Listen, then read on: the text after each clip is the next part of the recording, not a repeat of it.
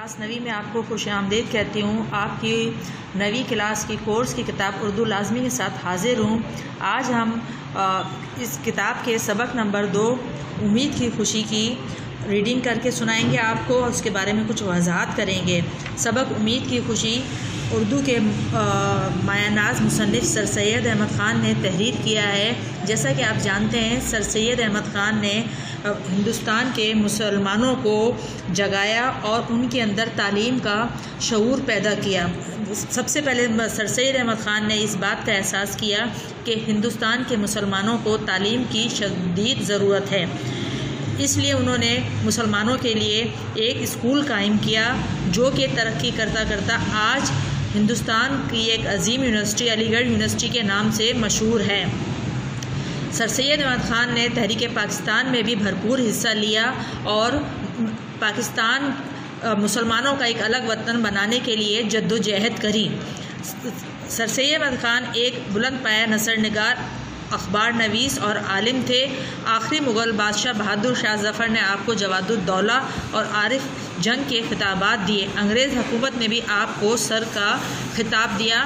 ان کی بہت سی مشہور تصانیف ہیں، جس میں سے اثار الصنادید، خطبات احمدیہ، اسباب بغاوت ہند اور تاریخ سرکشی بجنور بہت مشہور ہیں۔ آئیں اب سبق کی ریڈنگ کرتے ہیں۔ امید کی خوشی۔ اے آسمانوں کی روشنی اور اے نا امید دلوں کی تسلی، امید تیرے ہی شاداب اور سرسبز باغ سے ہر ایک کو محبت کا پھل ملتا ہے۔ تیرے ہی پاس ہر درد کی دوا ہے، تجھی سے ہر ایک رنج میں آسودگی ہے۔ عقل کے درمیان جنگلوں میں بھٹکتے بھٹکتے تھکا ہوا مسافر تیرے ہی گھنے باغ کے سرسبز درختوں کے سائے کو ڈھونڈتا ہے۔ وہاں کی ٹھنڈی ہوا، خوشحال جانوروں کے راگ، بہتی نہروں کی لہریں اس کے دل کو راحت دیتی ہیں، اس کے مرے ہوئے خیالات کو پھر زندہ کرتی ہیں۔ تمام فکریں دل سے دور ہوتی ہیں اور دور دراز زمانے کی خیالی خوشیاں سب موجود ہوتی ہیں۔ دیکھ نادان بے بس بچہ گہوارے میں سوتا ہے، اس کی مصیبت زدہ ماں اپنے دھندے میں لگی ہوئی ہے۔ اس گہوارے کی ڈوری بھی ہلاتی جاتی ہے، ہاتھ میں کام اور دل بچے میں ہے، اور زبان سے اس کو یوں لوری دیتی ہے، سو رہ میرے بچے سو رہ، اے اپنے باپ کی مورت اور میرے دل کی ٹھنڈک سو رہ، اے میرے دل کی کوپل سو رہ، بڑھ اور پھل پھول تجھ پر کبھی خزاں نہ آنے پائے، تیری ٹہنی میں کوئی خار کبھی نہ ٹوٹے، کوئی کٹھن گھڑی تجھ کو نہ آوے، کوئی مصیبت جو تیرے ماں باپ نے بھگتی تو نہ دیکھے، سو رہ میرے بچے سو رہ، میری آنکھوں کے نور اور میرے دل کے سرور میرے بچے سو رہ، تیرا مکھڑا چاند سے بھی زیادہ روشن ہوگا، تیری شہرت، تیری لیاقت، تیری محبت جو تو ہم سے کرے گا آخرکار ہمارے دل کو تسلی دے گی، تیری ہنسی ہمارے اندھیرے گھر کا اجالا ہوگی، تیری پیاری پیاری باتیں ہمارے غم کو دور کریں گی، تیری آواز ہمارے لیے خوش آئند راگنیاں ہوں گی، سو رہے میرے بچے سو رہے، اے ہماری امیدوں کے پودے سو رہے، بولو جب اس دنیا میں ہم تم سے جدا ہو جائیں گے تو تم کیا کرو گے؟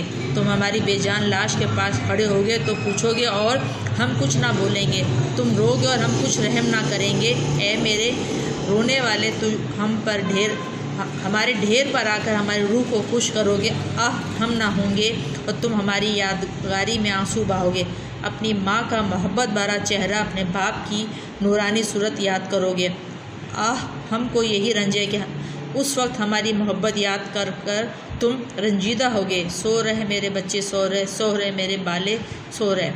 یہ امید کی خوشیاں ماں کو اس وقت تھی جب کہ بچہ غوغا بھی نہیں کر سکتا تھا، مگر جب وہ ذرا اور بڑا ہوا اور معصوم ہنسی سے اپنی ماں کے دل کو شاد کرنے لگا اور اماں اماں کہنا سیکھا، اس کی پیاری آواز ادھورے لفظوں میں اس کی ماں کے کان میں پہنچنے لگی، آنسوؤں سے اپنی ماں کی آتش محبت کو بھڑکانے کے قابل ہوا۔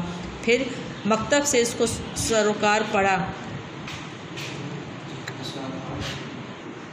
رات کو اپنی ماں کے سامنے دن کا پڑھا ہوا سبق غم زدہ دل سے سنانے لگا، اور جب کہ وہ تاروں کی چھاؤں میں اٹھ کر ہاتھ منہ دھو کر اپنے ماں باپ کے ساتھ صبح کی نماز میں کھڑا ہونے لگا اور اپنے بے گناہ دل، بے گناہ زباں، بے ریا خیال سے خدا کا نام پکارنے لگا، تو امید کی خوشیاں اور کس قدر زیادہ ہو گئیں۔ اس کے ماں باپ اس معصوم سینے سے سچی ہمدردی دیکھ کر کتنے خوش ہوتے ہیں، آہ ہماری پیاری امید تو ہی ہے جو مہد سے لحد تک ہمارے ساتھ رہتی ہے۔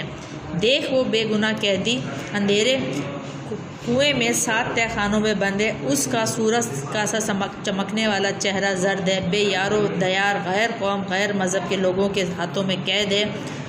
بوڑھے باپ کا غم اس کی روح کو صدمہ پہنچاتا ہے، قید خانے کی مصیبت اس کی تنہائی، اس کا گہرا اندھیرا، اس پر اپنی بے گناہی کا خیال اس کو نہایت ہی رنجیدہ رکھتا ہے۔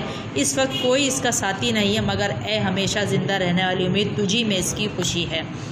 تو بچوں، یہ آپ کا سبق تھا امید کی خوشی۔ اس سبق میں سر سید احمد خان نے انسان کو نا امیدی سے بچنے کا کہا ہے اور اس کو یہ احساس دلانے کی کوشش کری ہے کہ انسان اگر اچھی کی امید رکھے تو زندگی کے کٹھن لمحوں کو کاٹنا آسان ہو جاتا ہے۔